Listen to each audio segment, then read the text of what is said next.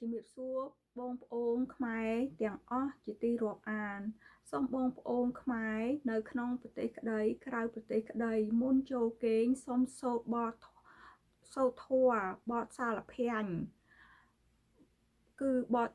នេះសូមស្វាយបង្គំគឺបទគឺធម៌នេះហើយគឺធម៌នេះកាលណាយើងសូត្រហើយបានប្តឹងទៅដល់រូបរយៈថែសាពុទ្ធស័ក្តិសិទ្ធិទាំងអស់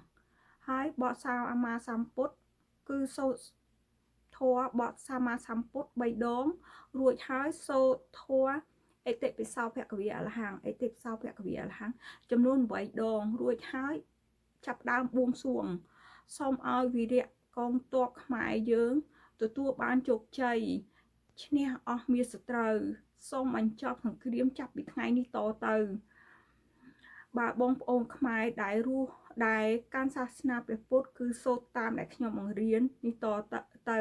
មិនខុសទេហើយចំពោះដែលអ្នកកាន់សាសនាដទៃក៏សូមជួយបួងសួងសូមឲ្យប្រទេសកម្ពុជាមានសន្តិភាពពិតប្រាកដផងហើយជាលើកចុងក្រោយគឺខ្ញុំសូមឲ្យ